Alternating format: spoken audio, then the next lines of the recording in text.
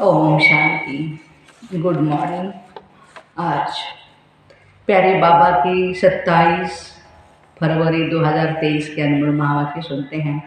मीठे बच्चे, बाबा आया है बेहद सृष्टि की सेवा पर, नर्क को स्वर्ग बनाने। यह सेवा कल्प कल्प बाबा ही करते हैं। प्रश्न है, संगम की कौन सी रस्म सारे कल्प से न्यारी है? उत्तर, सारे कल्प में बच्चे बाप को नमस्ते करते हैं। मंदिरों में जाकर पूजा अर्चना सब कुछ करते हैं, लेकिन संगम पर बाप बच्चों को नमस्ते करते हैं। बाबा कहते हैं, मैं तुम सिकिलते बच्चों की सेवा पर उपस्थित हुआ हूँ, तो तुम बच्चे बड़े ठहरे ना। बाबा कल्प के बाद बच्चों के पास आते हैं। 5000 साल के बाद बाबा आए हैं सारी सृष्टि के किचड़े को साफ कर नर्क को स्वर्ग बनाने। बाबा जैसा निराकारी निरहंकारी और कोई हो नहीं सकता है। बाबा अपने थके हुए बच्चों के पाँव भी दबाते हैं। अनुभव है ना सभी भाई बहनों को? सेवा करके जब थक जाते हैं बच्चे, ऐसा अनुभव होता है कि बाप दादा पाँव दबा रहे हैं। गायन भी है ना, द्रौपदी के पाँव दबाए। ओम शांति। बाबा आने से ही पहले बच्चों को नमस्ते करें या बच्चे बाप को नमस्ते करें, प्रश्न पूछ रहे बाबा। तो बच्चों ने जवाब दिया कि बाबा बच्चे आपको नमस्ते करें। नहीं, पहले बाबा को नमस्ते करना पड़े। संगम युग की रस्म रिवाज ही सबसे न्यारी है। बाबा खुद कहते हैं, मैं तुम सब का बाप तुम्हारी सर्विस में आकर के उपस्थित हुआ हूँ, तो जरूर बच्चे बड़े ठहरे ना। दुनिया में तो बच्चे बाप को नमस्ते करते हैं, यहाँ बाप नमस्ते करते हैं बच्चों को। गाया हुआ है, निराकारी निर्विकारी निरहंकारी, तो वह भी दिखलाना पड़े ना। मेरा जो गायन है वो प्रैक्टिकल में दिखलाना पड़ता है। बाबा कहते, वो तो सन्यासियों के चरणों में झुकते हैं, उनके चरणों को चूमते हैं, समझते कुछ भी नहीं। बाबा आते हैं बच्चों से मिलने कल्प के बाद। बहुत सिकिलते बच्चे हैं ना, इसलिए कहते हैं बच्चे, मीठे बच्चे थके हो। द्रौपदी के भी पाँव दबाए हैं ना, तो सर्वेंट हुआ ना।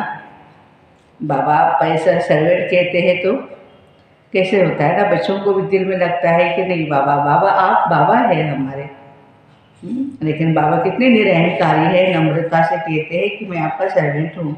वंदे मातरम किसने उच्चारा है? बाबा ने। बच्चे समझते बाबा आया हुआ है सारी सृष्टि की बेहद सेवा पर। सृष्टि पर कितना किचड़ा है, यह है ही नर्क, तो बाप को ही आना पड़ता है नर्क को स्वर्ग बनाने के लिए। बहुत उकिर से आते हैं, उकिर माना बहुत उमंग और उत्साह से बाबा परमधाम से बच्चों को मिलने के लिए आते हैं। जानते हैं मुझे बच्चों की सेवा में आना है, कल्प कल्प सेवा पर उपस्थित होना है। जब वह खुद आते हैं तब बच्चे समझते हैं बाबा हमारी सेवा में उपस्थित हुए हैं। देखो मंदिरों में जाते हैं तो कोई किसी मूर्ति के सामने जा कर के आप खड़े हो और फिर सेल्फी ले लो या फोटो निकालो, तो पुजारी क्या बोलते हैं कि आप भगवान के साथ फोटो नहीं निकाल सकते।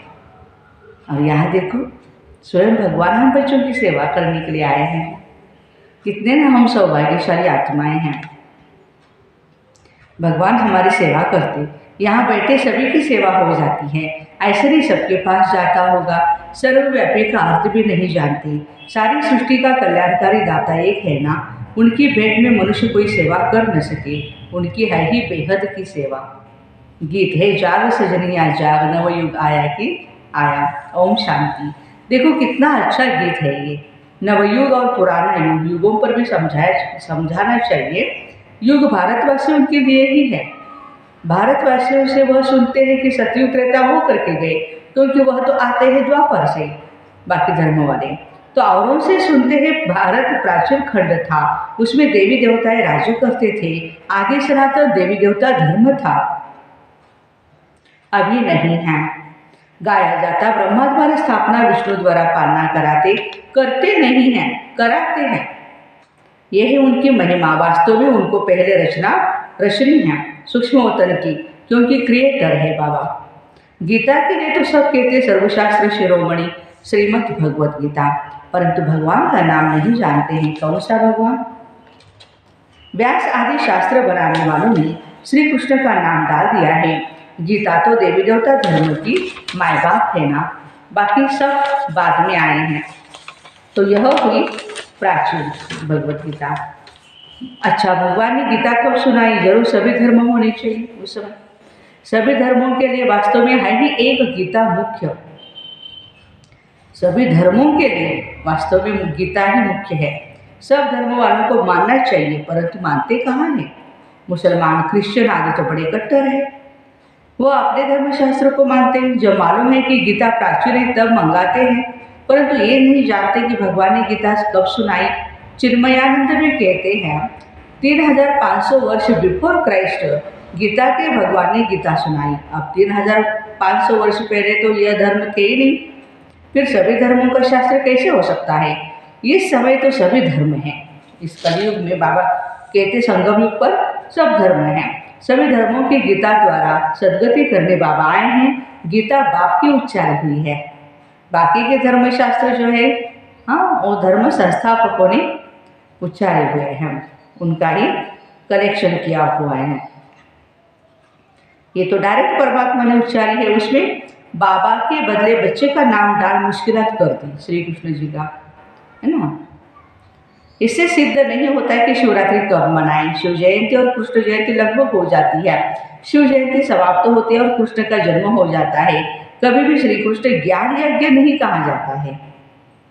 रुद्र ज्ञान यज्ञ गाया जाता है। उनसे ही विनाश ज्वाला प्रज्वलित हुई। सो तो बरोबर देख रहे हो, आदि सनातन देवी देवता धर्म की फिर से स्थापना हो रही है। फिर और धर्म रहेंगे नहीं। कृष्ण भी तब आए जबकि सभी धर्म न हो। कृष्ण भी कब आएंगे? जब सभी धर्म न हो। यह भी समझ की बात है ना। सतयुग में सूर्यवंशी देवी देवताओं का राज्य था, तो जरूर थोड़े मनुष्य होंगे, बाकी सब आत्माएं मुक्तिधाम में रहती है। भगवान से तो सबको मिलना होता है ना। बाप को सलाम तो सब करेंगे ना। बाबा भी फिर से आकर के सलाम करते हैं बच्चों को, बच्चे फिर बाप को करते हैं। इस समय बाप चैतन्य में आए हैं, फिर वहाँ सभी आत्माएं बाबा से मिलेंगी जरूर। सबको भगवान से मिलना जरूर है। कहाँ मिले? यहाँ तो मिल न सके, क्योंकि कोटों में कोई में भी कोई आएंगे। तो सब भक्त कब और कहाँ मिलेंगे? जहाँ से भगवान से बिछड़े हुए हैं वहाँ ही जाकर के मिलेंगे। भगवान का निवास स्थान है ही परम धाम। बाबा कहते मैं सभी बच्चों को परम धाम ले जाता हूँ, दुख से लिबरेट कर। ये काम उनका ही है। अभी तो देखो अनेक भाषाएं हैं। अगर संस्कृत भाषा शुरू करें तो इतने सब कैसे समझेंगे? आजकल गीता संस्कृत में कंठ कर देते हैं। बहुत अच्छी गीता गाते संस्कृत में। अब आइल्याएं, कुब्जाएं, गणिकाएं, अबलाएं, संस्कृत तो नहीं जानते ना। अच्छी है संस्कृत लैंग्वेज, जिसको जो श्लोक पढ़ता है बोलता रहता है उसकी टंग भी क्लियर हो जाती है और सभी प्रकार के लैंग्वेजेस वो बोल सकता है, क्योंकि Sanskrit is the mother of all languages. लेकिन बाबा कहते हैं अबलाएं तो नहीं जानेगी।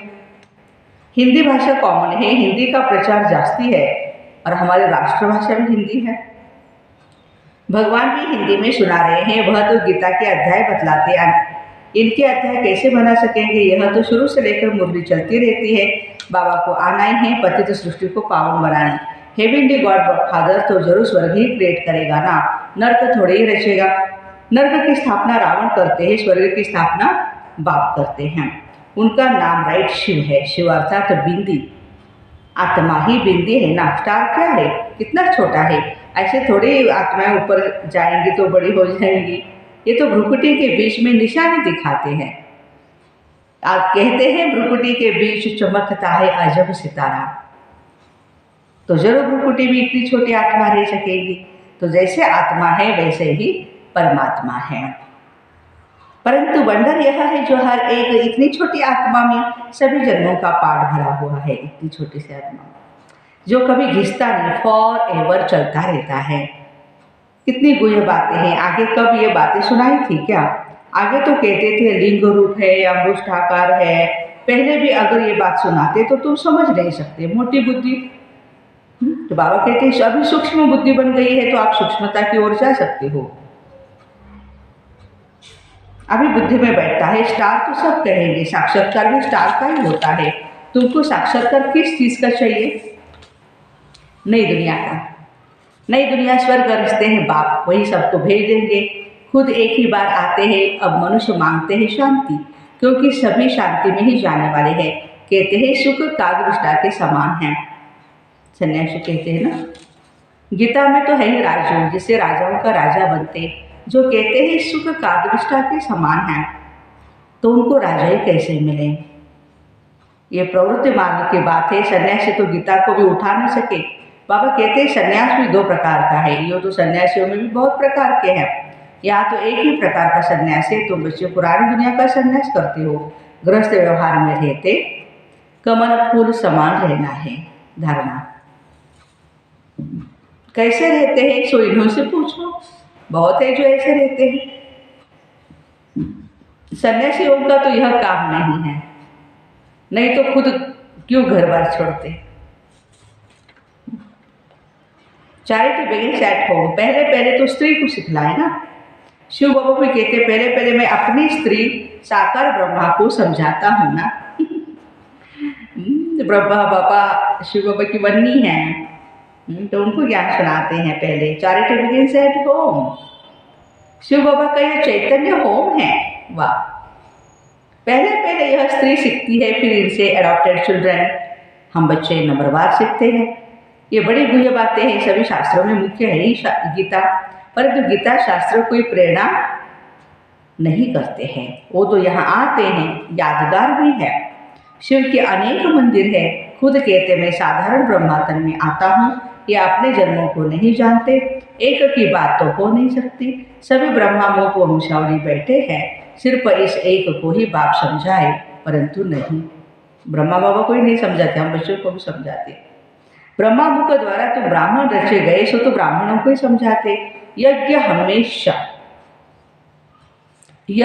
हमेशा ब्राह्मणों के द्वारा ही चलाया जाता है।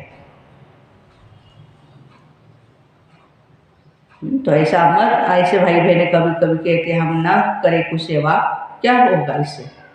बाबा कहते हैं शूद्रों के द्वारा यज्ञ नहीं चलेगा, अब ब्राह्मणों के द्वारा चलेगा।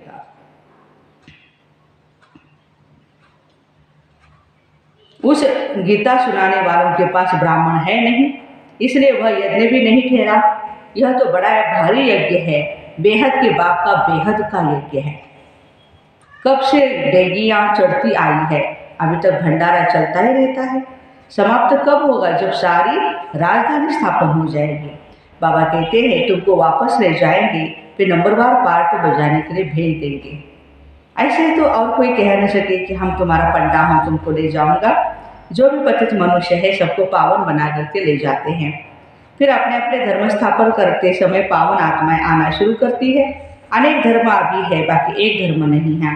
फिर आधा कलम कोई शास्त्र नहीं रहता, तो गीता सब धर्मों की, सब शास्त्रों की शिरोमणि है, क्योंकि इससे ही सबकी गति सदगति होती है। तो समझाना चाहिए सदगति है ही भारतवासियों की, बाकी गति तो सबकी होती है। भारतवासियों में भी ज्ञान वह लेते हैं जो पहले पहले परमात्मा से अलग हुए हैं।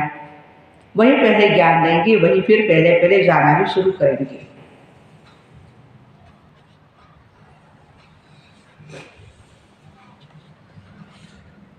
तो बाबा कहते हैं कि सबको वापस जाना है, फिर नंबरवार पाठ बजाने भेज देंगे।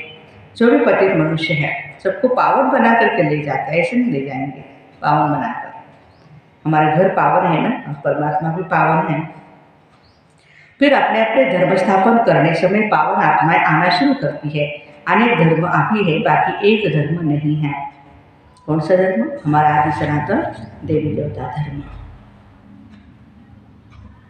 फिर आधा करो कोई शास्त्र नहीं रहता, तो गीता सब धर्मों की, सब शास्त्रों की शिरोमणि है, क्योंकि इससे ही सबकी गति सदगति होती है।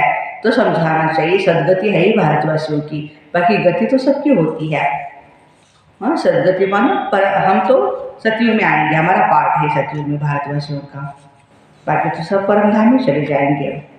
तो समझाना चाहिए सदगति है भारतवासियों की, बाकी सबकी गति।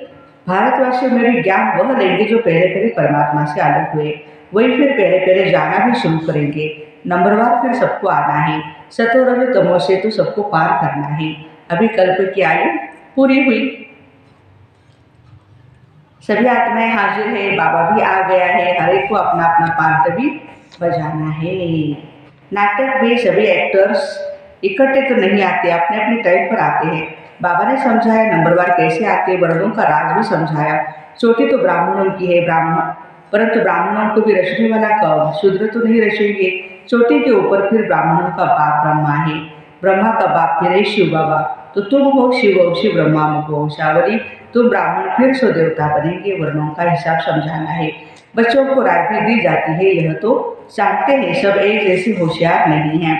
कोई नए के आगे विद्वान पंडित आगे डिबेट करेंगे तो वह समझा नहीं सकेंगे, तो कह देना चाहिए मैं नहीं हूं ना, आप फलाने टाइम पर आइएगा। तो हमारे से बड़े आपको आकर के समझाएंगे, मेरे से वो तीखे हैं। क्लास में नंबरवार होते हैं, देह अभिमान में नहीं आना चाहिए, नहीं तो आबरू चली जाती है। कहते हैं बी के तो पूरा समझा नहीं सकती, इसलिए देह अभिमान छोड़ रेफर करना चाहिए बड़ों की तरफ। बाबा भी कहते हैं ना, हम ऊपर से पूछेंगे, ब्रह्मा बाबा भी कहते थे। पंडित लोग तो बड़ा माथा खराब करेंगे, तो उनको कहना चाहिए मैं सीख रही हूँ, माफ करिए। कितना नम्रता से हमें बात करनी है। आप कल आना तो हमारे बड़े भाई बहनें आपको समझाएंगे। महारथी घोड़ेसवार प्यादे तो है ना, किन्नों की शेर पर सवारी है। शेर सबसे तीखा होता है, जंगल में अकेला रहता है। हाथी हमेशा झुंड में रहते हैं, अकेला होगा तो कोई मार भी दे। तो शेर तीखा होता है, शक्तियों की भी शेर पर ही सवारी दिखाते हैं। तुम्हारी मिशन भी बाहर निकलनी है, फॉरेन में वगैरह सब जगह पे है ना अभी, परंतु बाबा देखते पान का बिड़ा उठाने वाला कौन। प्राचीन देवता धर्म किसने स्थापन किया वो सिद्ध कर बताना है। बहुत है गॉड गॉडेज भी कहते हैं, वह समझते हैं गॉड गॉडेज अलग है, ईश्वर अलग है। लक्ष्मी नारायण को भगवान भगवती कहते हैं, परंतु लॉ के विरुद्ध है, वह है देवी देवता है। अगर लक्ष्मी नारायण को भगवान भगवती कहेंगे तो ब्रह्मा विष्णु शंकर को पहले भगवान कहना पड़े। तो ऐसा नहीं हो सकता, भगवान तो एक ही है, समझ भी चाहिए ना। अच्छा, मीठे मीठे सिक्के लगे बच्चों प्रति माता पिता बाप दादा का याद प्यार और गुड मॉर्निंग। रूहानी बाप की रूहानी बच्चों को नमस्ते। हम रूहानी बच्चों की रूहानी माता पिता बाप दादा को याद प्यार गुड मॉर्निंग और नमस्ते। वाह बाबा वाह, शुक्रिया बाबा शुक्रिया। धारणा के लिए मुख्य सार है, देहाभिमान छोड़ अपने से बड़ों को आगे रख करना है। बाबा समान निरअहंकारी बनना है। चैरिटी बिगिंस एट होम, पहले अपने गृहस्थ व्यवहार को कमल फूल समान बनाना है। घर में रहते हुए बुद्धि से पुरानी दुनिया का संन्यास करना है। अष्टवरदान है, संबंध में संतुष्टता रूपी स्वच्छता को धारण कर सदा हल्के और खुश रहने वाले सच्चे पुरुषार्थी भव। सारे दिन में वैरायटी आत्माओं से संबंध होता है, उसमें चेक करो सारे दिन में स्वयं की संतुष्टता और संबंध में आने वाली दूसरी आत्माओं की संतुष्टता की परसेंटेज कितनी रही। संतुष्टता की निशानी स्वयं भी मन से हल्के और खुश रहेंगे और दूसरे भी खुश रहेंगे। संबंध की स्वच्छता अर्थात संतुष्टता, यही संबंध की सच्चाई और सफाई है। इसलिए कहते हैं सच तो बेटो नच। सच्चा पुरुषार्थी इस खुशी में सदा ही नाचता रहेगा। स्लोगन, जिन्हें किसी भी बात का गम नहीं वही बेगमपुर के बादशाह है। जिन्हें किसी भी बात का गम नहीं वही बेगमपुर के बादशाह है। तो ऐसे संबंध में संतुष्टता रूपी स्वच्छता को धारण कर सदा हल्के और खुश रहने वाले सच्चे पुरुषार्थी भाई बहनों को ओम शांति। Have a nice day.